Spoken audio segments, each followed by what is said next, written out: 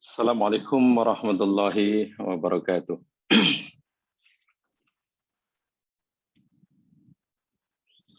Alhamdulillah wa syukrulillah wa la hawla wa la quwata illa billah. Asyhadu an la ilaha illallah wahdahu la syarikalah wa asyhadu anna Muhammadan abduhu wa rasuluh. Allahumma salli ala Muhammad wa ala ali Muhammad. Kama sallaita ala Ibrahim wa ala ali Ibrahim. Wa barik ala Muhammad wa ala ali Muhammad. Kama barakta ala Ibrahim wa ala ali Ibrahim fil alamin innaka Hamidum Majid.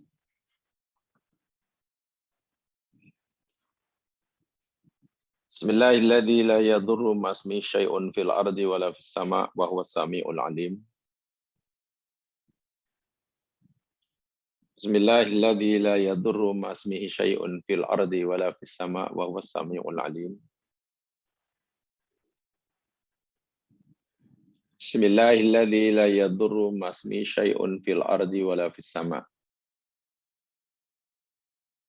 wa huwas samiul alim.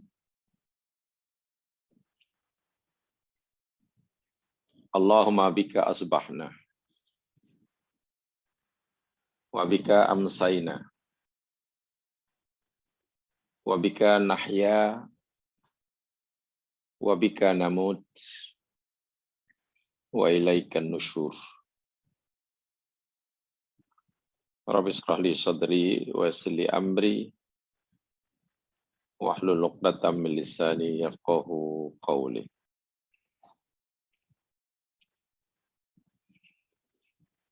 Segala puji bagi Allah, Tuhan yang telah menciptakan alam semesta dan menjadikan semuanya bagi kepentingan kita sebagai hamba-Nya.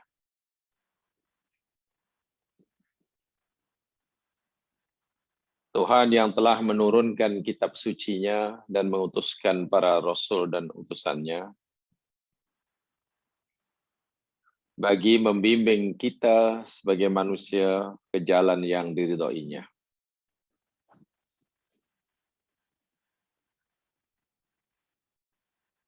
Tuhan satu-satunya yang telah menyediakan dunia dan isinya, bahkan akhirat dan segala isinya,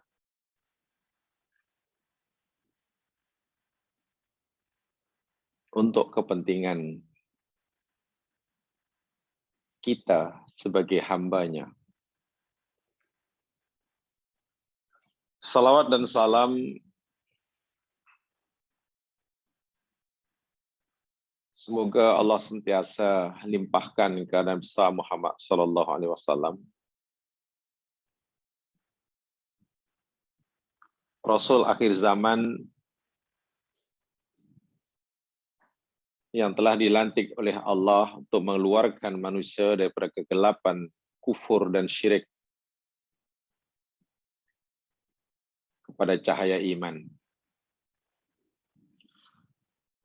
Seorang nabi dan rasul yang telah mengabdikan dirinya, mewakafkan kehidupannya untuk memperjuangkan kalimah Allah bagi menyelamatkan nasib manusia daripada calon ahli neraka menjadi calon ahli surga. Seorang nabi yang menyayangi umatnya melebihi kasih sayangnya kepada dirinya sendiri. Seorang Rasul yang telah memperjuangkan kepentingan umatnya, walaupun mereka belum lahir, seperti kita, anak cucu kita, telah diperjuangkan oleh Nabi akan nasib kita di dunia dan di akhirat. Sebelum pun kita semua lahir ke dunia. Semua itu adalah bukti nyata bagi sifat sayang dan mengambil berat Nabi terhadap umatnya. Seorang Rasul yang tak jemu-jemu hingga akhir hayatnya, mengingatkan umatnya tentang hakikat kehidupan di dunia.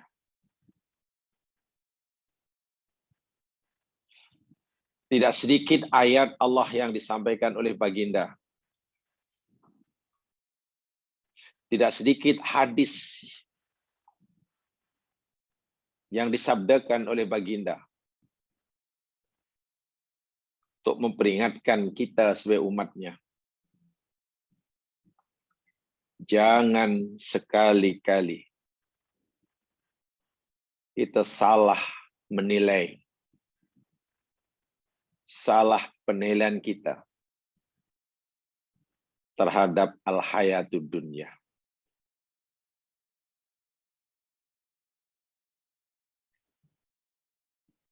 Berkali-kali baginda ingatkan bahwa al-hayatud dunya adalah ibaratnya sebagai mazra'ah, tempat kita bercocok tanam,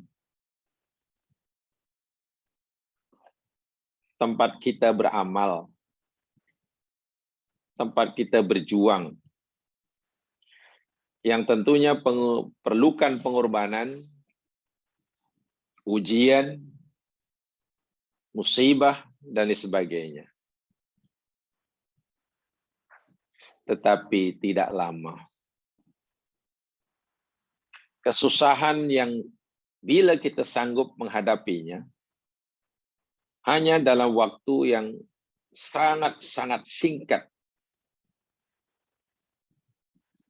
bila dibandingkan dengan akhirat yang kekal. Kesediaan kita menghadapi dunia dengan pelbagai kesusahan, dengan tetap menjaga jalur dan alur kehidupan kita berada di atas landasan Allah Subhanahu wa Ta'ala, akan membolehkan kita mendapatkan balasan yang subhanallah bi ghairi hisabin di akhirat. Kekal abadi di dalam surga. Hari ini kita akan teruskan peringatan Allah yang disampaikan pada kita melalui Nabi Sallallahu Alaihi Wasallam, supaya kita berhati-hati memandang atau melihat kehidupan ad-dunya.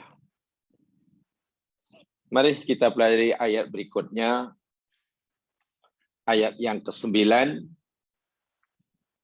muka surat 23. Dan ini merupakan ayat terakhir bagi bab ini, yakni berwaspada terhadap kehidupan dunia, Ayat yang ke-9 merupakan ayat yang terakhir. Yang ada buku, lihat muka surat 23 ayat yang ke-9. Yang tidak ada, boleh rujuk dalam Al-Quran, surah Toha. Surah Toha, ayat yang ke-131.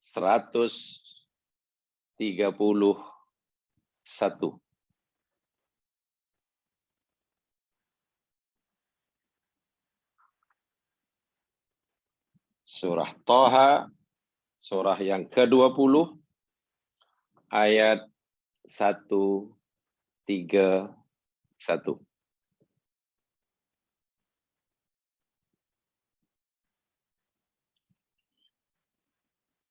A'udzu billahi minasy syaithanir rajim. Wala tamuddanna 'ainayka ila ma matta'na bihi azwajan minhum zahratal hayatid dunya linaftinahum fihi wa rizqu rabbika khairu wa abqa.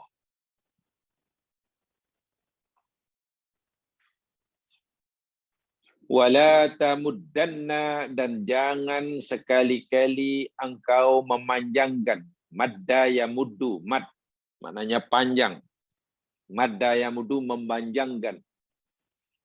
Ainaika, kedua mata engkau. Ini bahasa majazi, bahasa isti'arah ini. Macam mana maksud memanjangkan kedua mata? Memandang kepada sesuatu begitu terpesona, tidak toleh kanan, tidak tengok kiri, tidak kedip mata, karena terpesona, tertarik, terpukau. Ini namanya memanjangkan pandangan mata. Allah kata jangan, jangan sekali-kali kamu memanjangkan kedua matamu ila ma, kepada apa yang mata'na bihi, kesenangan yang kami berikan dengannya, kami berikan azwajam minhum, yakni satu kumpulan daripada mereka. Azwaj di sini bukan pasangan suami istri, bukan. Ya, satu kumpulan. Minhum, daripada mereka orang kafir. Apakah rupa, bentuk, mata yang punya daya pemikat sehingga mungkin kamu terpesona, tertarik, tergiur? Zahratal hayatid dunya. Zahrah mana asalnya bunga. Kehidupan ad-dunya. Alasan rahsia Allah melarang Nabi Muhammad dan umatnya terpesona, tergiur, terpedaya dengan kemewahan kehidupan dunia yang Allah berikan pada orang-orang kafir, ada rahsia dia. Rahsia larangan ini yakni kerana linaftinahum fihi, kerana kami hendak menguji mereka. Tujuan kami bagi mata yang banyak kepada mereka itu bukan sebagai tanda sayang kami kepada mereka. Tapi mata yang kami berikan kepada mereka dan mereka bersenang-senang itu adalah fitnah. Kami jadikan ia sebagai fitnah. Fitnah sama ada ujian, fitnah sama ada wasilah siksa buat mereka, fitnah sama ada punca mereka nanti jadi sesat, bihi dengannya.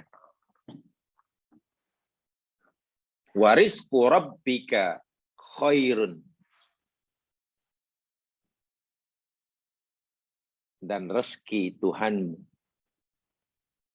adalah lebih baik. Wa abqa, dan lebih kekal.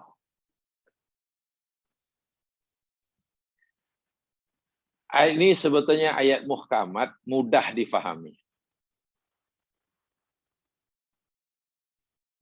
Apa yang tersurat, itu pun yang tersirat.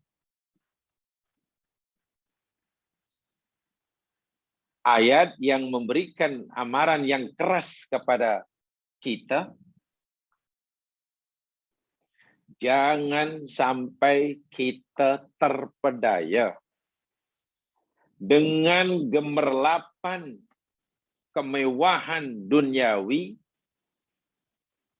yang Allah berikan kepada orang-orang kafir. Pada siri lepas ini telah kita pelajari melalui ayat yang lain agak panjang lebar. Karena bagaimana mungkin seseorang mukmin terpesona dan berharap akan memiliki sebagaimana yang orang kafir miliki, akan mengalami menikmati kehidupan sebagaimana orang kafir kehidupan mereka. Sedangkan kemewahan yang berikan mereka itu adalah fitnah. Mungkinkah orang mukmin yang benar imannya menginginkan fitnah? Tidak mungkin. Mungkinkah orang mukmin yang jujur imannya mengharapkan kesesatan? Subhanallah. Tapi kan di situ ada kalam al-hayatud dunya yang telah kita pelajari pada siri-siri apa sangat banyak. Tolong jangan lupa itu. Jamaah rahimakumullah. Elok juga ingin saya sampaikan ini sebagai pengetahuan bahwa kalimat ad-dunya merupakan isim sifat muannasah seperti mana al-husna, as-sufla, al-bu'da, at-tula, al-yumna, al-yusra, ad-dunya. Ini isim sifat muannas. Di dalam Al-Qur'an disebutkan sebanyak 115 kali. Sebagai pengetahuan saya.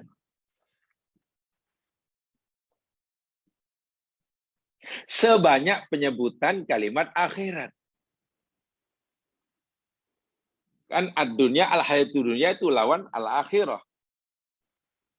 Jadi kalau ad-dunya disebut 115 kali, akhirat pun 115 kali. Masya Allah. Seimbang. So, memang begitulah keajaiban Al-Quran. Kalimat-kalimat yang antonim, yang berlawanan, itu jumlah penyebutannya yakni sama banyak. Malam, siang, sama banyak itu. Panas, sejuk, namanya. Musim panas, musim sejuk, surga, neraka, itu sama banyak itu. Hanya ada satu yang disebut tidak sama banyak walaupun antonim. Yakni musim panas dan musim sejuk. Bukan panas dan sejuk ya, musim panas. Soif, maksud saya bukan itu. Hanya satu saja kalimat yang disebut tidak sama banyak. Bahrun. dan barun daratan. Musim panas, musim sejuk disebut sama banyak, sama-sama sekali. Ila fi Quraisyin ila fi latas syita'i was saif, sama. Syita pun sekali, saif pun sekali. Yang tak sama banyak sedangkan ia antonim daratan dan lautan. Al-barru dan al-bahru. Tidak sama banyak. Perbezaannya, bandingannya, al-baru hanya disebut lebih kurang 1/3 aja daripada kalimat al-bahru. Luar biasa. Seakan-akan Allah memberitahu pada kita, aku bukan hanya menciptakan keluasan laut itu, meliputi 2/3 muka bumi kamu berbanding daratan. Bahkan aku memberitahu kamu jumlah penyebutan laut pun sebanyak itu pula. Peliknya jemaah sekalian, kalimat ad-dunya yang disebut sebanyak 115 kali di dalam Al-Quran, lam tumdah al-rughiba fiha. Tidak ada satu pun kalimat ad-dunya yang disebut 115 kali dalam Quran itu yang digunakan dalam konteks yang positif. Memuji ke, dipuji ke, terpuji ke, diharapkan ke. Semua kalimat ad-dunya dalam Al-Quran digunakan dalam konteks yang tidak baik. Yang Allah cela, yang Allah keji, yang Allah ingatkan, jangan dekati, jangan dekati, jangan dekati. Tengok. Bagaimana Allah memberi peringatan pada kita. Betapa seriusnya. Allah ni maha berkuasa. Sepatutnya memberi peringatan. Cukup sekali. Kan begitu logiknya. Dia maha berkuasa. Di hadapan kita yang maha lemah. Sepatutnya cukuplah bagi ingatan sekali saja. Dunia sudah. Kan dia maha berkuasa. Tapi kenapa Allah yang maha berkuasa mengingatkan kita berkali-kali 115 kali kepada kita yang lemah? Adakah ini bermakna Allah ini tak cukup kuasa untuk memastikan kita mematuhinya sehingga perlu diingatkan banyak kali? Macam kita lah memperingatkan orang lain, kata misalnya anak puluhan kali. Itu kalau kita memiliki puluhan kali itu maknanya boleh jadi kita tidak cukup berwibawa di mata anak kita sehingga kita perlu memperingatkan puluhan kali. Boleh jadi. Kalau kita seorang tua yang cukup wibawanya, cukup sekali aja sudah selesai. Sekali selesai. Apakah bagi Allah begitu? Rupanya tidak. Allah maha berkuasa. Jika maha kuasa, kenapa memperingatkan berulang kali? Sampai 115 kali ini. Inilah yang saya katakan tadi, jamaah sekalian. Begitu sayangnya Allah kepada kita. Sekaligus betapa kuatnya daya, kekuatan memperdayakan yang ada pada al-hayatu dunia terhadap manusia. Atau mungkin yang lebih tepat dibalik. Betapa kuatnya sifat semula jadi manusia terpedaya dengan al-hayatu dunia. Mungkin begitu yang lebih tepat. Manusia ini punya kelemahan. Sifat tertariknya, terpesonanya belah hayat dunia ini sangat kuat. Sangat kuat. Apalagi jika seorang itu semakin meningkat tingkat sukanya kepada al-hayat dunia, maka tingkat tertariknya pun akan bertambah. Tapi kalau tingkat kesukaannya pada dunia berkurangan, maka ketertarikannya pun akan berkurangan. Dan Allah tahu itu. Dan memang Allah yang bagi kita sifat yang seperti itu. Sebagaimana dalam ayat sebelumnya yang telah kita pelajari. Zujinna linnasi hubbus syahawati minan nisa'i wal banin wal qanatil muqantarah ila akhiril ayat. Dipanggil al-quwah as-syahwaniyah, kan kita dah pelajari itu. Atau quwwatus syahwat. Itu luar biasa ini, quwwatus syahwat. Ia boleh dengan quwwatus syahwat orang boleh masuk surga dengan pantas jika ia betul menggunakannya. Dengan quwwatus syahwat seseorang boleh terjun ke neraka dengan cepat. Wa'iyadzubillah. Jadi hakikatnya dunia itu sendiri, apa yang Allah berikan ini bukan suatu yang tercela. Al-quwah as-syahwaniyah bukan suatu yang tercela. Ia menjadi tercela atau terpuji setelah bersentuhan dengan pilihan kita. Kita memilih untuk yang mana? Kita memilih untuk gunakan yang apa? Rupa-rupanya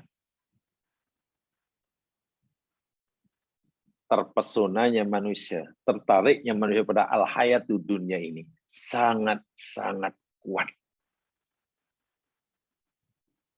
Kalaulah tidak ada peringatan daripada Allah, ya mungkin semua manusia lah akan tertarik. Itulah yang saya katakan tadi. Sehingga Allah memperingatkan banyak kali. Hatta dalam ayat ini, coba perhatikan betul-betul. Dalam ayat ini kan ditujukan kepada Nabi sahaja. Mukhatabnya kan hanya seorang. La tamuddanna ainaika. Jangan sekali-kali engkau ini Nabi Muhammad, memanjangkan dua matamu, wahai Muhammad. Sampai Rasulullah. Walaupun ini berlaku pada kita semua sebagai umatnya. Masalahnya, adakah Nabi juga pernah terpesona, terpedaya? Kan tidak. Rasulullah SAW tidak pernah terpedaya dengan al-hayatul dunia. Nabi menjadikan al-hayatul dunia sebagai alat, bukan tujuan. Dan Nabi telah berjaya memberikan contoh. Tapi Nabi diperingatkan, oh itu luar biasa itu. Kalau manusia terbaik, manusia yang paling sempurna itu pun diingatkan, bagaimana kita? Sebab itu kalau ayat ini katalah bunyinya beginilah. Ya ayyuhal mu'minun, kata. Ya ayyuhalladzina amanu, katalah. La tamuddunna a'yunakum. Wah, itu kita senanglah paham. Wahai orang-orang yang beriman, jangan sekali-kalilah kamu panjangkan mata-mata kamu kepada. Itu senang kita paham. Yang diperingatkan secara langsung kita. Yang memang kita masih layak dan patut selalu sering diingatkan. Tapi ini Rasulullah. Coba pahami betul-betul. Jika Rasulullah manusia yang paling sempurna, menjadi uswah hasanah, yang maksum, itu diperingatkan. Bukan maknanya Nabi nanti akan terpesona. Lalu siapa kita? Sekarang saya teruskan. Ketika Rasulullah SAW manusia yang paling sempurna, itu pun sentiasa mengambil sikap berhati-hati terhadap dunia. Al-hayatu dunia. Lalu siapa kita? Tidak bersikap berhati-hati. Nabi ini manusia yang paling sempurna. Diperingatkan oleh Allah dan sentiasa mengambil peringatan tersebut. Berhati-hati. Walhan Nabi manusia paling sempurna. Ini memberi maksud bahwa zahratul hayatud dunya itu adalah punca musibah, punca fitnah terbesar bagi manusia yang tidak punya ketahanan diri. Bagi seorang yang tidak punya mani'ah. Mani'ah ini semacam immunity lah. Tak ada antibody dia. Sangat besar. Ini dia. Jadi Allah Subhanahu wa taala mengingatkan nabinya sallallahu alaihi wasallam, la tanzur ila haula'il mutrafin wa ashbahim wa nadaraihim. Muhammad, jangan kamu terus pandang dengan pandangan terpesona kepada gulungan-gulungan mutraf. Wa ma fihi minan ni'am. Dan nikmat yang aku anugerahkan pada mereka, jangan. Innama huwa zahratun zailah. Hanya saja ianya adalah zahrah yang zailah.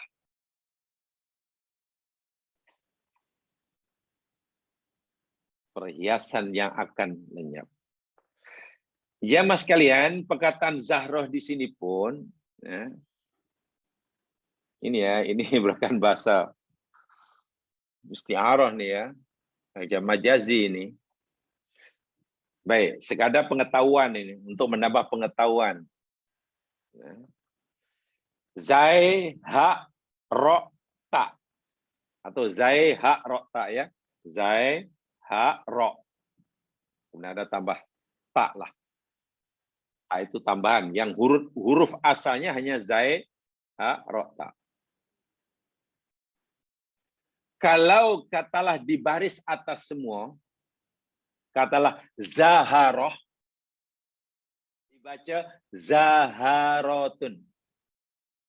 Zahratun, zaharotun. Itu maknanya nurun nabat. Cahaya tumbuh-tumbuhan. Daya tarikan yang ada pada tumbuh-tumbuhan. Itu dipanggil zaharoh. Kalau jamaah tengok tanam bunga, tanam pokok, kebun, kemudian melihat sudah itu kan kita rasa terpesona, kan punya daya tarikan. Nah, daya tarikan yang datang daripada tanaman itu dipanggil zaharoh. Dari atas semuanya. Paham ya? Nah, sekarang kalau dibaca lain, zainya di dhammah. Zainya di dhammah, haknya di fathah. Menjadi zuha. Tadi zaharoh. Sekarang zuharoh. Adalah zuharun. Nah, lain bunyi apa maknanya? Zuharoh. Kalau zainya di dhammah, haknya di fathah, berarti zuharoh, maknanya an-najmu. Bintang yang gemelapan di langit. Zuharoh. Bukan ya salah satu diamnya ini biar zuhal. Ini bukan zuhal, zuhar. Zuharoh. Paham ya? Zuharoh. Kemudian kalau dibaca zuhroh, haknya di dhammah. Zaknya haknya disukun. Zai di dhammah, zuh. Haknya disukun. Zuhroh. Itu artinya qaumun ma'rufun. Satu bangsa, satu kaum, satu suku yang terkenal. Bangsa yang terkenal. Mungkin terkenal karena kebanyakan mereka di golongan cendekiawan. Mungkin kaum suku itu terkenal karena kebanyakannya orang-orang kaya. Mungkin suku itu terkenal karena ahli perniagaan. Mungkin suku itu, kaum itu terkenal karena ramai pemimpin-pemimpin bangsa datang dari sukunya. Qaumun ma'ruf. Itu zuhratun. Zuhratun. Nah, ayat ini kita bacanya zahrah. Zahratun. Kalau dibaca zahratun, ya mencakupi semua makna tadi. Ia mempunyai daya penarik seperti mana tumbuh-tumbuhan yang sedang mekar, bunga yang sedang mekar, kita terpesona. Dia juga punya daya penarik ibaratnya bintang yang gemerlapan di langit. Dia juga menarik minat orang karena ia ibaratnya kaum yang terkenal. Siapa yang tidak mau menjadi kaum bangsa yang terkenal? Jadi kalau dibaca Zahrah, itu mempunyai makna kesemuanya itu. Dan itu bacaan yang populer kan Zahrah. Tak ada yang baca, katalah, apa? Dibacanya Zuharatul Hayati Dunia tada atau Zuhrah. Paham ya? Saya ulangi. Jika dibaca Zaharatun, Zaharah, nurun nabat. Cahaya atau daya tarikan yang datang daripada tumbuh-tumbuhan yang sedang menghijau. Tumbuh menghijau. Atau mungkin bunga-bunga yang sedang berkembang. Buka saja mata pasti kita kecantikan tumbuh-tumbuhan yang memukau kita itu dipanggil zaharatun. Kalau dibaca zuharatun itu merujuk pada bintang yang gemelapan di langit. Indah juga. Kalau baca zuhratun, haknya di dhamma, itu merujuk pada suku atau kaum atau bangsa lah yang terkenal. Sama terkenal karena kebijaksanaan, ramainya cendekiawan sana, terkenal karena ahli peniaga, terkenal apa sajalah. Nah, kalau dibaca Zahratun mengandungi ketiga-tiga makna sekaligus. Tapi ada tambahan sedikit. Ada tambahan sedikit. Di samping ada tiga makna tadi, ditambah sih kalau Zahratun. Isyaratun ila sur'atin nihayah. Zahrah, yakni sesuatu yang menarik seperti mana taman bunga, seperti mana bintang yang gemelapan, seperti yang mana kaum yang terkenal, kan punya data. Tapi ada isyaratun ila sur'atin nihayah. Kalimah zahrah itu, ya mas kalian, menunjukkan sesuatu yang sur'atun nihayah. Sur'ah itu cepat, lekas, pantas, nihayah itu berakhir. Artinya cantik, menarik, menawan, mempesona, tapi sekejap. Tunggulah sehari dua. Ambil bunga, mahal. Agaknya berapa lama punya daya tarikan? Atau berapa lama kita tertarik pada bunga itu? Ada orang kaya mungkin buat majlis kenduri kawin anaknya. Di hotel 7 bintang, bukan 5 bintang, 7 bintang. Kan, tak tahu menghabiskan berapa juta ringgit. Selama 3 jam itu. Dihias mulai tangganya, sampailah di meja tetamunya, sampailah di pelaminnya. Bunga hidup. Bunga kertas, bukan bunga palsu, bunga hidup. Import daripada Nederland.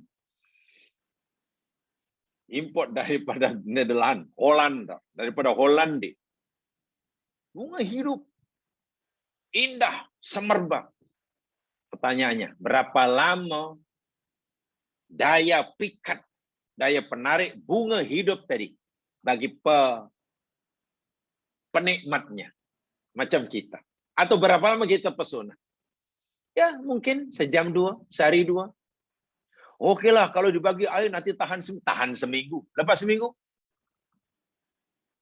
diangkut oleh majelis bandaran. Artinya daya cantiknya, daya pemikatnya itu hanya sekejap. Sur'atun nihayah. Wal hayatul qasirah. Jangka hayatnya singkat. Cepat berakhir. Ini kalimat Zahroh. Masya Allah. Kita kagum ya masalah kalau kita memahami ayat Al-Quran. Bahkan kalimatnya. Makna kalimatnya lah maksud saya. Dipilihnya Zahroh itu luar biasa. Ingatan Allah. Allah yang bagi sifat, Allah yang bagi perubahan bahwa al-hayat dunia itu macam Zahroh. Zahrotul hayati dunia. Zahrotul hayati dunia. Ya, dia memang menarik. Sebagaimana kamu tertarik kepada taman bunga. Ya, ia mempesona. Seperti mana terpesonanya kamu ketika kamu memandang, melayangkan pandang kamu ke langit yang cerah, penuh dengan bintang-bintang yang gemerlapan. Terpesona. Tapi daya penariknya atau ketertarikan kamu terhadap kamu kepada kamu itu hanya dalam masa yang singkat. Daya penariknya sur'atun nihayah. Cepat. Itulah hakikat al-hayatud dunia. Bayangkan orang yang tertarik dengan sesuatu yang menarik, yang dia hanya punya peluang untuk menamainya sesaat, tapi ia terlepas peluang mendapatkan surga kekal abadi. Coba sengsara atau tidak? Sebab itu Allah ingatkan dengan bahasa yang sangat-sangat keras. Jangan sekali-kali mata kamu tuh memanjang ke situ aja. Jangan panjangkan kedua matamu tuh itu aja. Bahkan kata orang sampai keluar biji mata. Dan yang dinasihatkan, diingatkan oleh Allah itu Nabi, manusia yang paling sempurna. Itu kalau yang diingatkan tuh orang seperti kita, mudah kita benar ya Allah, masya Allah, hamba-Mu ini masih sering lupa, sering terpesona ya Tuhan. Dan salah satu tanda orang yang sangat tertarik, terpukau, disanggup mencapainya, mendapatkannya dengan cara apa sekalipun. Halal ke, haram ke, dibenarkan ke, dilarang ke, tak peduli. Janji dapat. Itulah contoh orang yang kedua matanya, kedua biji matanya terkeluar. Ima al-hayatu dunia itu maksudnya harta benda, kekayaan, kedudukan, kekuasaan, nama, apa sajalah. Yang membuat dirinya menjadi orang yang boleh menarik perhatian orang. Kan kalau orang kaya punya daya penarik, semua orang waktu padanya. Kalau dia orang punya kuasa kan semua tertarik. Oh, nanti kalau aku ada, ingin jadi gitu. Dia lupa. Semua itu yakni sur'atun nihayah. Fir'aun itu maharaja. Sekarang hanya menjadi cerita. Ceritanya pun cerita yang ya tak ada yang simpati. Namrus itu maharaja. Korun itu Allahu Akbar. Haman itu Masya Allah. Mereka hanya jadi cerita. Dan cerita yang ya yang baca cerita pasti semua mengatakan kasihan orang ini. Kasihan, ya begitu sekali lah. Di mana nikmatnya, di mana. Itu ya. Itu makna Zahroh. Jadi dibaca Zahrotun ke. Nak baca Zahrotun ke. Dibaca Zaharotun ke. dibaca zuhratun ke? Maknanya berbeza. Tetapi ada persamaan gitulah. Ada persamaan. Persamaannya jadi sama-sama menunjukkan pada sesuatu yang punya daya menarik. Sehingga ramai orang tertarik. Ingin memilikinya. Atau ingin menjadi sepertinya. Begitu. Begitu. Baik. Kembali kepada tadi. Nikmatun ha'ilah. Zahrah, isyarah, sur'atin nihayah. Nikmat yang sekejap akan hilang. Akan hilang. Ailatadullu. Allah berfirman, ailatutilla an-nazara istihsanan wa rughbatan fima matabihi haula'il mutrafun minan na'im. Muhammad, janganlah kamu panjangkan pandangan kamu kepada kemewahan yang aku berikan pada orang-orang kafir yang itu. Karena punya keinginan yang kuat agar kamu macam mereka. Jangan. Fa inna ma huwa zahratuz zailah. Ia adalah satu perhiasan yang sekejap saja. Jangka hayat kenikmatan mereka itu macam jangka hayat bunga lah. Hari ini menarik, esok masih menarik, esok masih uang, tunggu minggu depan. Kita akan campak tanpa ada nilainya. Walaupun Masya Allah, kita sanggup membiarkan puluhan ribu ringgit karena kita import daripada Belanda. Subhanallah. Indah sungguh bahasa Al-Quran. Nikmatun ha'ilah. Ya, nikmat yang akan lenyap. Naktabirhum bihi, karena kami nak uji mereka. Kami nak jadikan ianya sebagai ujian. Wa na'lam hal yu'adduna syukraha atau takunu wabalan alaihim wa nakala lahum. Kami nak tengok mereka, sama ada mereka mensyukurinya, akan menggunakannya sesuai dengan kehendak kami sebagai pemberinya, atau mereka terpesona dengannya, yang akhirnya akan menjadi penyebab siksaan yang akan menimpa mereka. Jangan kamu terpesona dengan itu. Tak mungkinlah orang mukmin iri kepada fitnah. Tidak mungkinlah orang mukmin mengharapkan ia pun diuji oleh Allah dengan ujian yang sangat berat. Sedangkan Allah telah menyediakan bagi hamba-Nya mukmin sesuatu yang baik, lebih baik dan lebih kekal. Seperkara yang perlu saya sampaikan di sini. Sebelum Allah Subhanahu wa taala memperingatkan nabinya khasnya dalam ayat ini, yang juga peringatan ini berlaku bagi kita umatnya. Kalau kita perhatikan dalam ayat yang sebelumnya, ayat 130 kalau Jamal lihat dalam Quran itu, Allah perintahkan pada Nabi, fasbir ala ma yaqulun. Artinya kalau kita lihat dalam ayat sebelumnya 130, di situ ada keratan ayat berbunyi fasbir ala ma yaqulun. Muhammad, bersabarlah engkau terhadap apa yang mereka orang kafir katakan padamu. Ucapan mereka memang menyakiti hatimu. Kami tahu. Hinaan mereka memang sangat menyebabkan kamu tak senang. Tindakan mereka memang boleh menyebabkan kamu marah. Tapi sekeji apapun ucapan mereka, sekasar apapun tindakan mereka Muhammad terhadap kamu, Allah kata fasbir, sabar. Kalau kamu nak marah, tahan kemarahan kamu.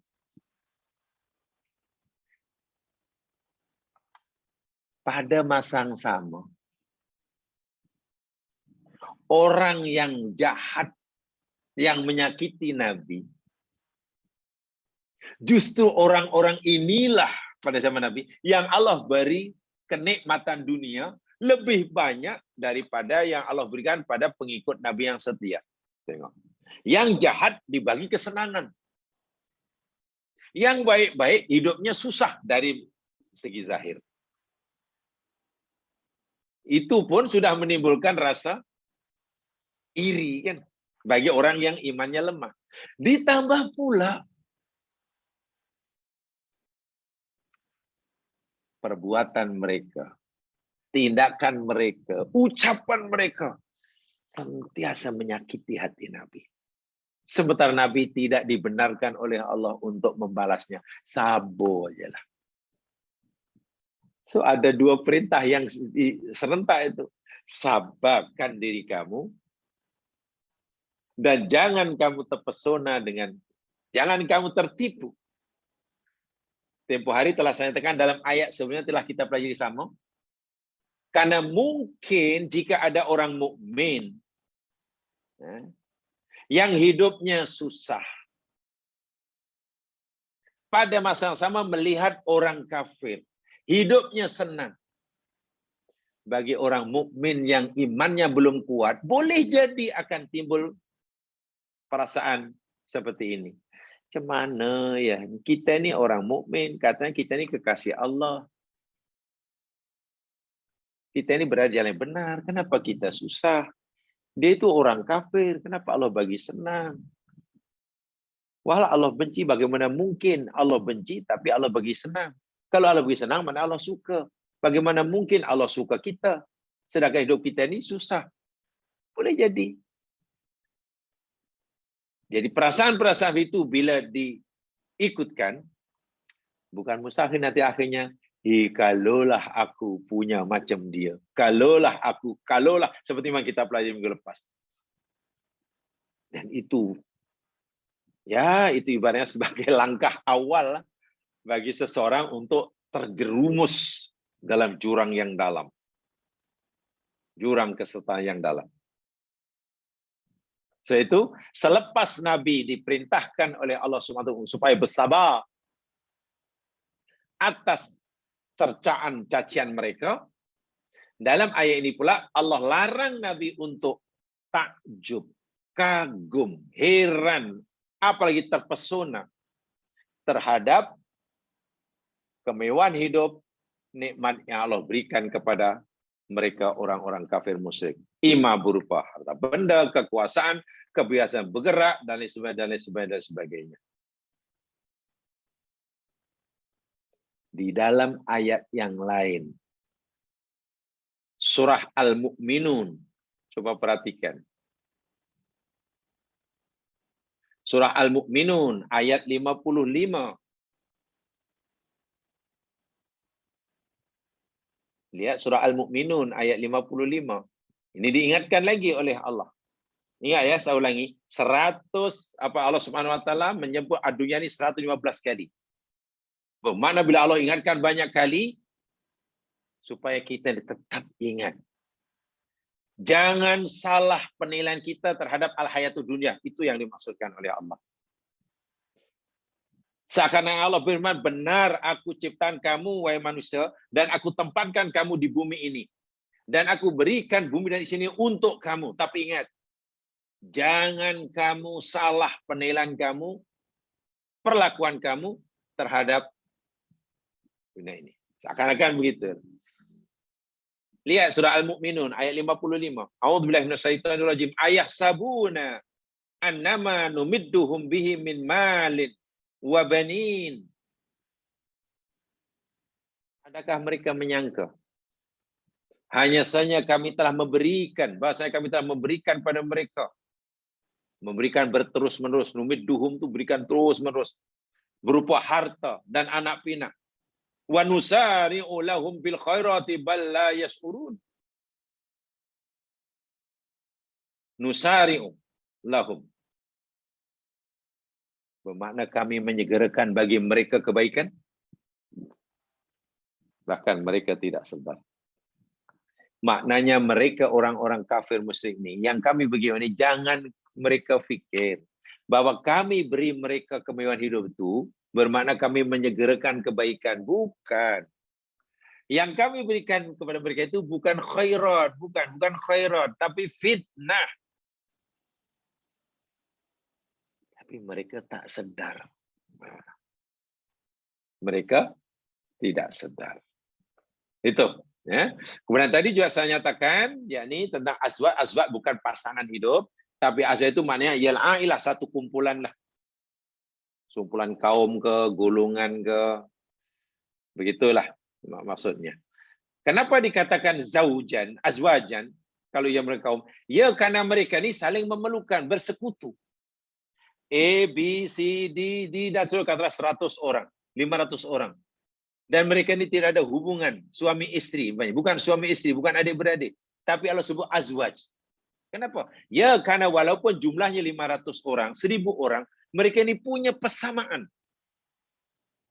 Yakni musytarikah. Mereka bersekutu dalam pemahamannya terhadap dunia.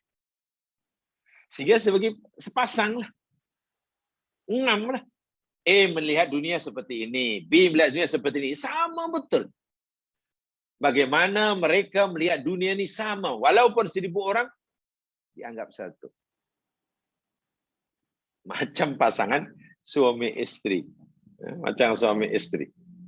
Itu. Baik. Tadi sudah saya nyatakan bahwa kalimah Zahrah mengandungi 3 makna sekaligus ditambah lagi makna. Ia memberi maksud isyarah ila sur'atin nihayah wal hayatil qasirah. Memberikan isyarat tentang sesuatu yang segera habis, segera habis, dan sesuatu yang segera hilang. Ada satu yang menarik. Jamaah sekalian. Zahratul hayati dunya. Ay wasfun laha aqal min sesuatu yang sedikit. Dalam bahasa Arab ada istilah ayu wasfin laha aqall min kauniha dunya. Adakah kalimat sifat, adakah ada kalimat sifat yang menunjukkan makna yang paling sedikit selain kalimat dunia? Saya ulangi. Apakah ada kalimat sifat, kata nama sifat, yang menunjukkan makna paling sedikit selain kalimat dunia? Jawabannya tidak ada. Ini dari segi kajian bahasa. Artinya apa? Kalimat Arab, bahasa Arab, yang menunjukkan makna sesuatu yang paling sedikit, paling sekejap umurnya, jangka hayatnya, paling sedikit kuantitinya, paling remeh kualitinya. Nah, begitulah. Saya ulangi ya. Kalimat Arab, perkataan Arab yang menunjukkan sifat bagi sesuatu yang mana sesuatu itu sedikit sekali, paling sedikit kuantitinya, paling rendah kualitinya, paling sekejap jangka hayatnya, tidak ada selain ad-dunya. Maknanya kalimat ad-dunya itu adalah kalimat yang merupakan benda yang itu tadi. Benda yang paling sedikit kuantitinya, paling rendah kualitinya, paling sekejap jangka hayatnya. Tengok. Itu kalimat ad-dunya. Itu hakikat kalimat ad-dunya.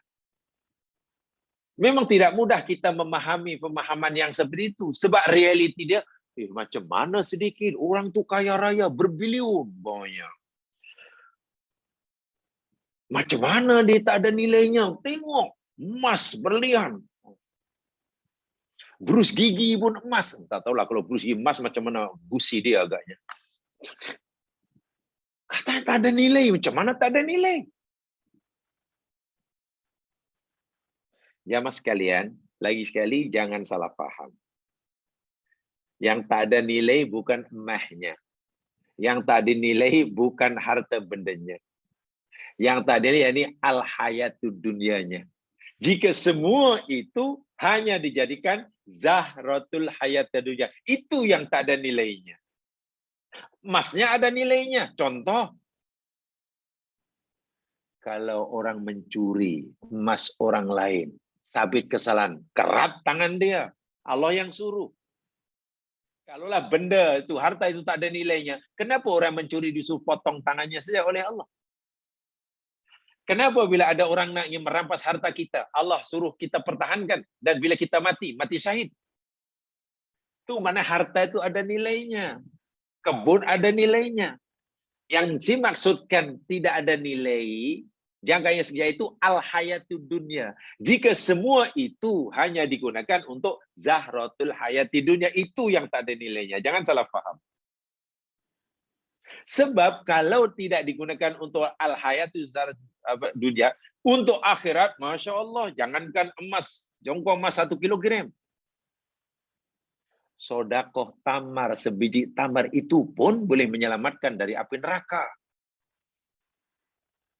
Ya. Apa takun nar. Apalah kamu, takutlah kamu kepada api neraka. Walau bisyikki min tamrah. Walaupun kamu hanya mampu sedekah dengan sebiji tamar. Tengok. Itu kalau semua yang ada ini gunakan untuk di sana. Jangankan banyak. Sikit pun nilainya sangat besar. Bila dimubazirkan, ada nilai. Sesuatu yang dibazirkan itu dalam Islam ada nilai. Sebab itu Allah marah, melarang kita mubazir. Ada sahabat Nabi gigit tamar, lalu terjatuh. Dia tidak berjalan untuk ambil. Nabi suruh mengambilnya, bersikat, maka jangan berikut setan. Ada nilainya. Tapi peliknya orang yang kehidupannya sudah terperangkap dalam hayat dunia, pembaziran, benda yang dibazirkan itu baginya sudah tidak ada nilai. Tak adalah kecil aja, tak apalah, saya tak kisah. Bukan mahasanya, bukan mahasanya. Saya beli bunga ini bukan mahasanya, hanya 300.000 ringgit aja. Nah, apalah. Untuk 3 hari dah buanglah. Bagi dia tak ada nilai karena dia al-hayatud dunya. Bagi orang yang mengutamakan akhirat, jangankan 300.000 ringgit. Secebis tamar terjatuh. Nabi kata, jangan biarkan. Kau kutip, bersihkan. Hilangkan debunya, makan. Marah Nabi. Tengok ya. Jadi jangan lihat bendanya. Yang tak dinilai itu yakni al-hayatud dunyanya. So, itu kalimat ad-dunya ini kalimat sifat yang menunjukkan benda. Yang benda itu paling sedikit kuantitinya, paling rendah kualitinya, paling sekejap jangka hayatnya. Subhanallah. Itu maksudnya. Itu maksudnya. Jadi bagaimana mungkin orang mukmin terpesona dengan benda yang seperti itu? Apa tadi tujuannya? Linaftinahum. Nah, ini. Harta benda yang banyak akhirnya menjadi fitnah jika orang itu melihatnya dari aspek al-hayatud dunya. Akhirnya jadi punca kesesatannya. Fi linaftinahum bi. Karena kami hendak menjadikannya sebagai fitnah. Oh, fihi ya, bukan bihi. Linaftinahum fihi. Gunakan fa, fi. Bukan ba. Jamaah sekalian, fi sini yakni adzarfiyah al-mujawizah namanya. Majaziyah. Adzarfiyah wal majaziyah. Di dalamnya atau karenanya al-majaz. Jadi dzarfiyah, kalau dzarfiyah itu maknanya dalam, tapi majaz karena karenanya. Akhirnya kami menjadikan zarah itu sebagai fitnah karenanya.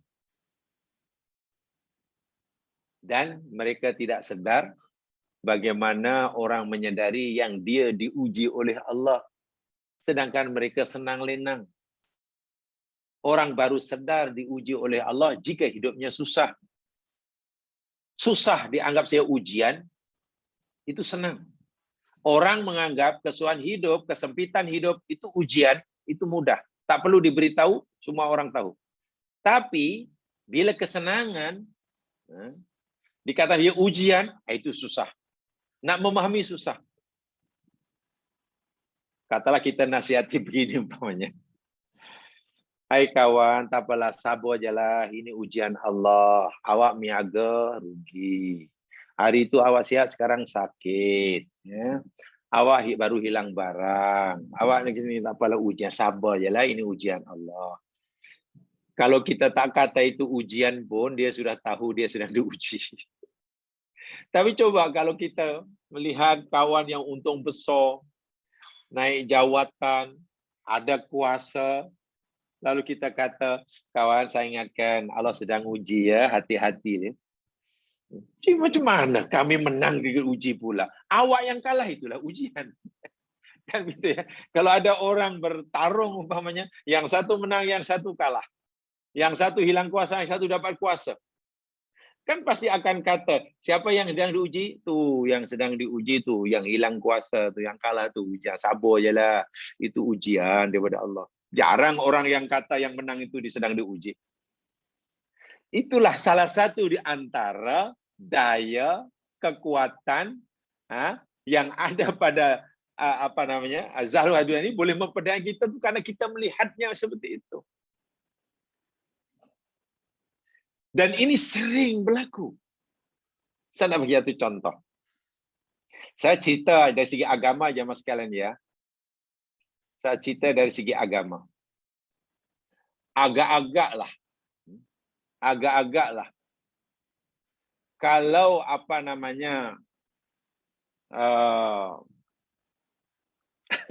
ada kawan naik jawatan, jawatannya naik, berjaya, terpilih jadi pemimpin,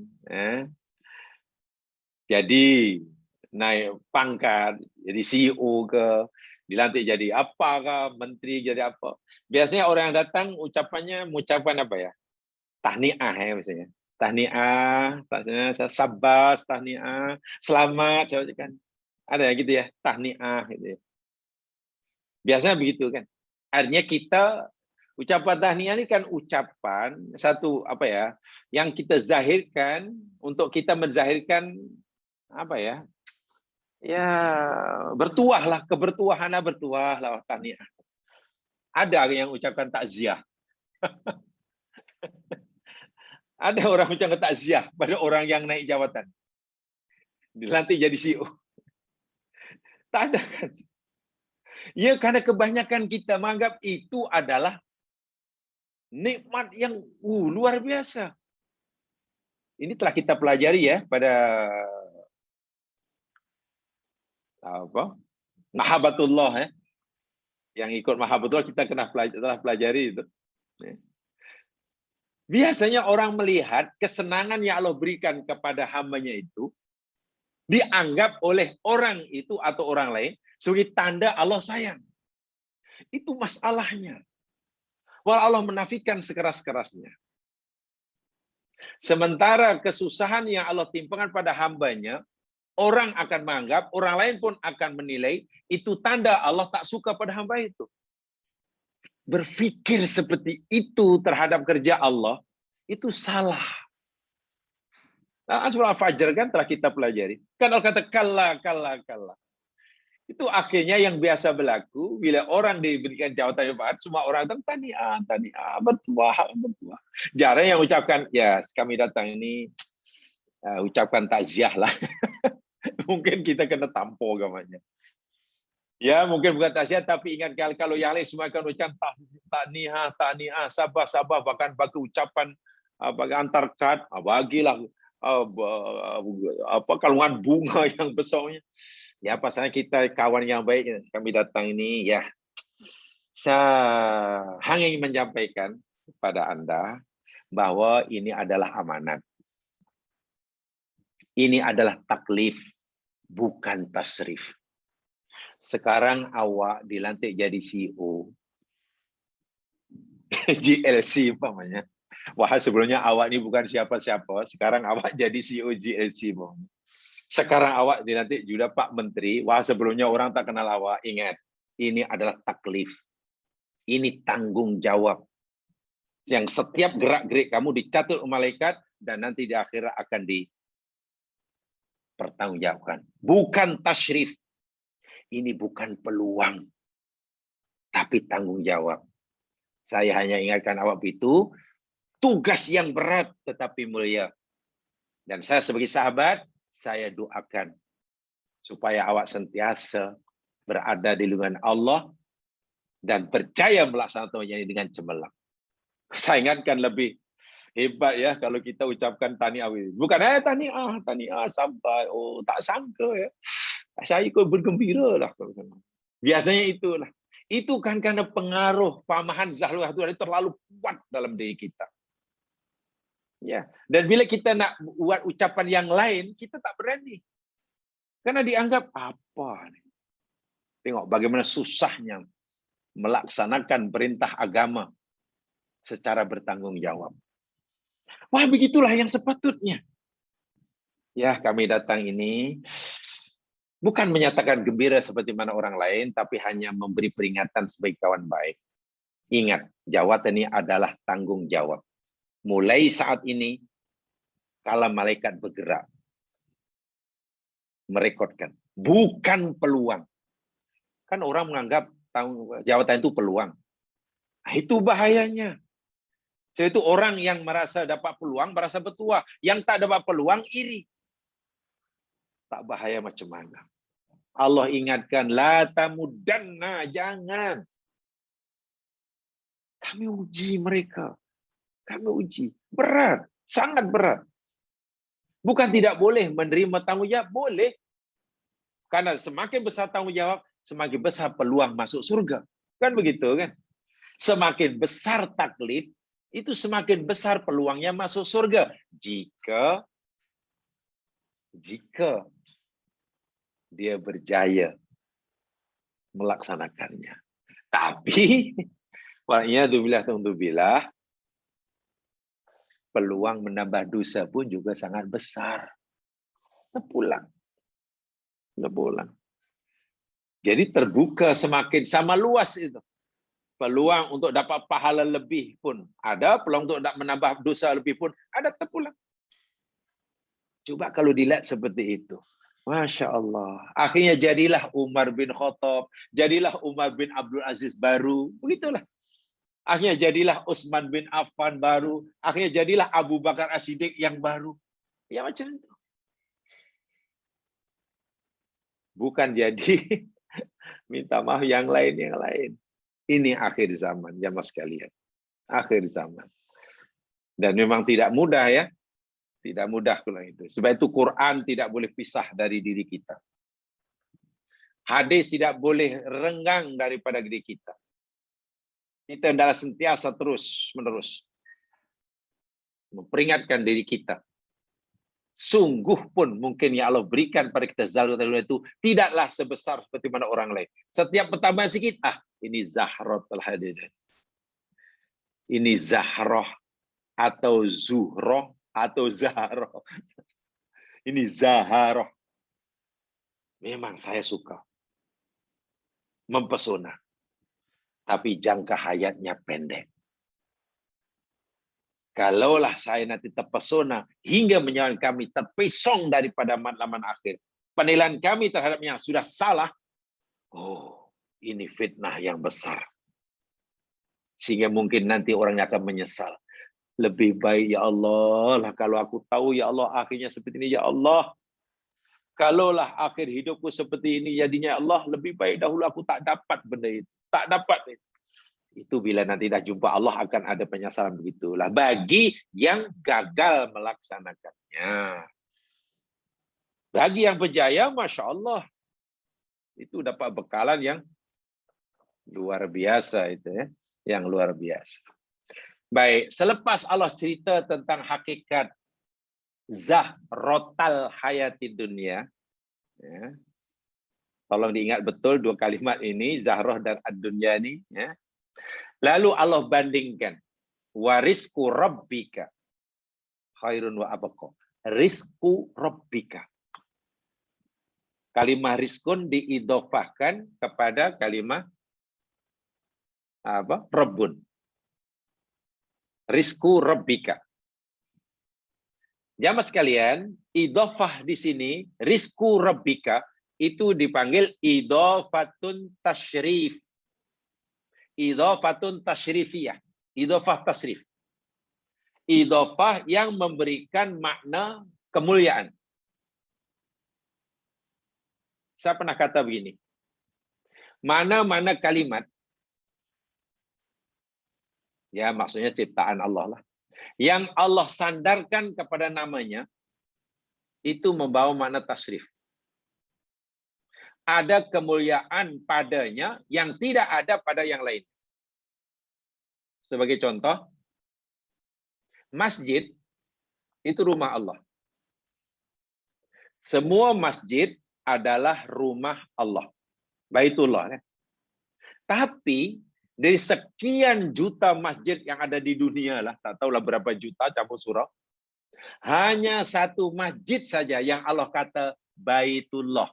Baiti. Rumahku, rumahku. Mana itu? Masjidil Haram. Masjid Nabawi pun Allah tak kata baiti. Walaupun Masjid Nabawi itu pun rumah Allah juga. Masjid Aqsa rumah Allah juga. Masjid di kampung kita pun rumah Allah juga. Kenapa hanya Masjidil Haram yang Allah kata baiti, ini rumahku, rumahku? Ya, karena Masjidil Haram ada kemuliaan yang tidak dimiliki oleh masjid-masjid yang lain. Itu namanya idofah tasrifiyah. Kan 100.000 lebih baik, lebih pahalanya lebih baik daripada sholat di sana, ibadah di sana 100.000 kali ganda. Semua unta itu ciptaan Allah. Semua unta Allah yang cipta. Semua unta pun milik Allah. Tapi hanya seekor unta saja yang Allah katakan naqatullah. Unta Allah. Apakah selain itu maknanya bukan unta Allah? Unta Allah juga. Tapi kenapa hanya unta Nabi Soleh sahaja yang Allah kata hadi naqatullah, ini unta Allah. Ya, karena unta Nabi Soleh itu ada kemuliaan yang tidak dimiliki oleh unta-unta yang lain. Unta yang lain boleh ditunggangi, unta yang lain boleh dipekerjakan, unta yang lain bahkan boleh dijual, boleh disembelih. Kalau unta lain itu memakan tanaman kita, kita boleh halau. Tapi unta yang satu ini, oh, tak boleh dijual, tak boleh tunggangi, apalagi dibunuh, disembelih, oh, tak boleh. Nak makan apa tumbuh-tumbuhan, tanam orang lain, tak boleh dihalau. Kenapa? Mulia. Ada kemuliaan. Rezeki yang Allah berikan kepada orang kafir itu rezeki Allah. Rezeki yang Allah berikan di dunia ini, pemerintah, ini semua Allah yang punya. Allah yang punya. Allah yang bagi. Yang diberikan pada mukmin pun Allah yang punya, berikan orang kafir pun Allah punya, yang berikan pada Firaun pun Allah yang punya. Tapi kenapa Allah kata rizqu rabbika khairun? Rezeki Tuhanmu. Rezeki yang mana ini? Bukan semua itu rezeki Allah. Nah, ini maknanya rezeki yang dimaksudkan rezeki yang ada kemuliaan. Rezeki di dunia ini dikongsi oleh semua makhluknya. Yang baik dapat, yang tak baik dapat. Kita sehat, tiap hari kesehatan kita sehat, orang kafir pun sehat. Orang kafir punya rumah, orang mukmin pun punya rumah. Berkongsi. Ada nanti rezeki yang tidak dikongsi oleh orang kafir. Khas bagi orang mukmin saja. Nah, rezeki yang seperti itu, yang khusus, disebut rizqu rabbika. Itu maksudnya idofah tasrifiyah. Walaupun saya tadi, ar-rizqu kulluhu lillah. Semua rezeki itu hanya milik Allah. Walakin rizqal kafirin lama khalatahu fahafa bihal hasbahu min ghadabil alaihim. Dan rezeki yang dimasukkan oleh Allah ini yakni di akhirat. untuk mendapatkan rezeki Allah yang sempurna, yang tidak akan dikongsi oleh orang-orang kafir, yang jumlahnya lebih ramai dari orang mukmin hari ini. Bagaimana untuk mendapatkannya? Allah kata, jangan sekali-kali kamu terpesona dengan zahrotul hayat di dunia. Bumi dan isinya memang aku ciptakan menarik. Gunungnya menarik, tanahnya menarik. Intan berliannya menarik. Kebunnya menarik. Bangunannya menarik. Pangkat, darjah, jawatan, kuasa menarik. Jauh menarik. Allah kata, memang aku ciptakan ia menarik. Dan aku pula bagi pada diri kamu ini sifat tertarik. Tapi sifat tertarik ini sangat positif. Jika kamu tertarik untuk kamu miliki, seterusnya kamu infakkan di jalan aku. Masya Allah. Orang tertarik kepada harta benda, bagus. Karena dia tertarik, karena dia punya sifat tertarik, lalu menarik dan dia tertarik, lalu berusaha mencarinya, setelah dapat digunakan di jalan Allah. Kalau orang tidak tertarik pada dunia, jamaah sekalian, dia tidak akan punya harta. Bila tak pernah punya harta, bagaimana mungkin nak sedekah? Yang Allah ingatkan tu, jika kamu tertarik dan kamu gunakan untuk al-hayatu dunia, itu yang Allah ingatkan. Itu yang Allah ingatkan. Dan ini telah kita pelajari panjang lebar sebelumnya. Abdurrahman bin Auf itu kaya raya. Apakah dia tidak suka harta? Suka. Kalau tidak suka pada harta, bagaimana dia rajin berniaga, rajin mendapatkan untuk memberi keuntungan. Itu karena suka, ingin punya harta. Keinginan membeli harta itu disuruh. So itu bekerja rajin. Keinginan untuk punya harta itu disuruh. Sebab itu berusaha untuk dapat. Setelah dapat itu, itulah keinginan memerlukannya tiba-tiba jadi kurang. Masya Allah. Saya memang perlu, tapi keinginan jadi kurang untuk diri sendiri. Dia yakni diberikan kepada yang lain. Kaya. Walid bin Mughirah, kaya. Tapi cara melihat kekayaannya berbeza dengan Abdurrahman bin Auf. Disitulah sebenarnya perbezaannya. Jadi bukan sangat tipis lah perbezaannya. Tetapi kesannya di akhirat, subhanallah, yang satu ahli neraka, yang satu ahli surga. Perbezaan tempatnya sangat jauh sekali, sangat jauh sekali. Jadi orang, kalau saya boleh gunakan istilah orang sufi, ya, Abdurrahman bin Auf ini jamaah sekalian. Orang Abdurrahman ini ya ini orang miskin yang dermawan. Abdurrahman orang miskin yang kaya. Orang miskin yang kaya itu Abdurrahman bin Auf, Utsman bin Affan. Sementara Walid bin Mughirah itu orang kaya yang miskin. Orang kaya yang miskin. Itu Walid bin Mughirah, kaya tapi miskin. Kenapa? Karena tidak keluar sama sekali. Walid Abdullah bin Auf itu miskin. Kenapa? Kehidupannya sangat sederhana. Sangat berkira menggunakan harta untuk dirinya sendiri. Itu sahabat-sahabat Nabi. Jamaah jangan tanyalah kalau Umar bin Khattab, Abu Bakar, kalau untuk kepentingan pribadi, berkira sungguh, aku nak makannya apa? Dia tak boleh. Ini berlebih nih kalau untuk ini. Oh, ini berlebih. Sangat berkira. Takut berlebih jika digunakan untuk di sini. Walau itu milik dia. Tapi kalau kepentingan agama tak berkira. Wah, gitu aja. Itulah orang yang berjaya.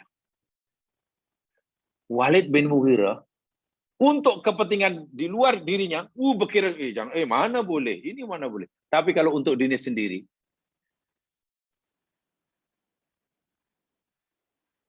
kalau dalam bahasa modern lah, ini saya masih teringat nih, ulasan almarhum Dr. Hamka, ramai lah sekarang ini, kata Hamka. Waktu itu dia yang kata ya, dan saya sangat setuju. Ya, tahun akhir 70-an, 80-an gitu lah. Kalau beliau wafat ya akhir 70-an, awal 80-an. Seumur tua macam itu, kuliahnya lebih banyak kepada akhlak dan tasawuf modern. Jadi kata, itulah orang Islam, termasuk orang Islam sendiri ini, akhir-akhir ini cobalah kena muhasabah diri. Ramai orang Islam, kawan kita ini, mengaku miskin bila bab sedekah. Bila bab sedekah, mengaku dirinya miskin. Bila bab agama, mengaku miskin. Apalah ini aja yang termampu bagi kami. Kami ampunilah. Tapi kalau untuk kepentingan diri sendiri, untuk makan-makan, untuk pesta-pesta, untuk jalan-jalan, semuanya mengaku kaya. Menunjukkan kekayaannya. Apalah, bukan mahal sangat. Baru RM900. Bukan mahal, RM100. Untuk apa tuh? Ini untuk beli tiket, nak naik itu, nak coba itu, apa dipanggil itu, bungee jumping. Anak-anak tes jantung kuat ke tak kuat. Bungee jumping terjun, itulah nak rasa bagaimana antara layamu tufiya walayah itu macam rasa. Itu pun bayar RM900. Tak saya sedikit, RM900. You makan situ, berapa tadi you minum kopi tadi? Alah, murah sangat. Apa? Kopi tadi RM30 lah. RM30 secawan. Murah lah, ini bukan dicoket. Ini bukan dicoket loh. Ini tahu tak? Di mana nih? Tengok, di mana tuh? Ini di Switzerland umpamanya. Sikit tengok. Untuk dunia, dia kaya. Bahkan takut dikatakan miskin. Tapi untuk agama, untuk sodako, untuk akhirat, semuanya mengaku miskin. Sikit. Saya ingat Bu Hamka cakap itu. Itu cara hidup yang terbalik. Itu salah satu contoh kita sudah mulai terpedaya dengan al-hayatud dunya.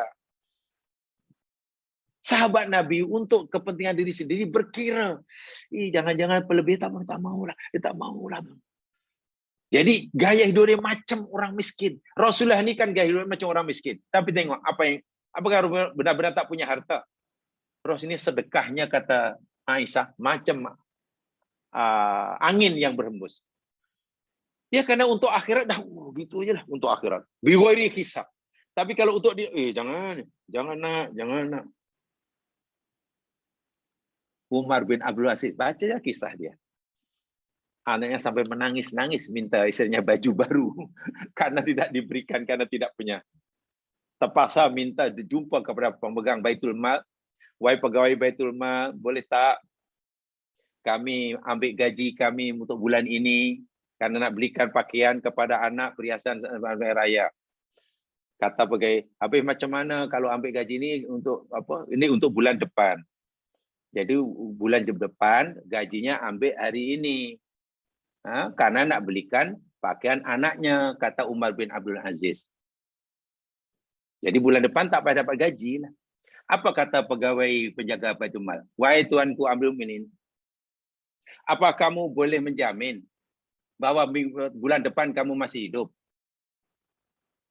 Ditegur itu tak jadi hutang. Sebab dia mengandalkan bulan depan, gaji asal bulan depan untuk inilah. Ditanya, awak nak bayar untuk gaji bulan depan, gaji bulan depan habis sekarang. Apakah awak yakin bulan depan awak masih hidup? Tak jadi. Akhirnya anaknya tak jadi diberikan baju. Sangat berkira untuk keluarga. Dan takut. Lebih rela anaknya menangis-nangis daripada nanti akhirnya dia menangis. Tapi kalau untuk agama, untuk akhirat, itulah yang sebenarnya dicontohkan oleh agama. Dan malang sekali. Saya masih ingat, Dr. Hamka, kita ni jangan sampailah hidup di bandar ni. Kami buatkan setengah orang Islam sendiri. Kalaulah untuk diri sendiri, untuk pesta, untuk melancong, untuk hari-hari, semuanya tunjukkan kekayaannya. Tapi bila bersedekah, bab derma di masjid, perlukan ni, semuanya mengaku miskin. Mengaku semua, ini aja yang termampu, nanti ada rezeki pergi le. Saya masih tu, ya Allah, ya batu belum faham sangat, karena masih menuntut, jadi masih belum sejauh itu berfikirnya. Sekarang begini, Masya Allah. Betul Quran begini begitu ya. Ini ingatan Allah yang sangat keras ya kepada kita sebagai tanda kasih Allah kepada kita. Jamaah sekalian, setakat itu aja sementara yang saya sampaikan. Mudah-mudahan memberi manfaat saya menyampaikan. Alhamdulillah kalau dapat dikongsi bersama yang benar daripada Allah Subhanahu wa taala, yang silap kelemahan diri sendiri. Kita sudahi dengan bacaan tasbih kifarah dan surah wal asr. Subhanakallahumma wa bihamdika asyhadu an la ilaha illa anta astaghfiruka wa atubu ilaik. A'udzu billahi minasyaitonir rajim. Wal 'ashr. Innal insana lafi khusr illa alladziina aamanu wa 'amilus shalihaat wa tawashaw bil haqq wa tawashaw bis sabr. Assalamualaikum warahmatullahi wabarakatuh.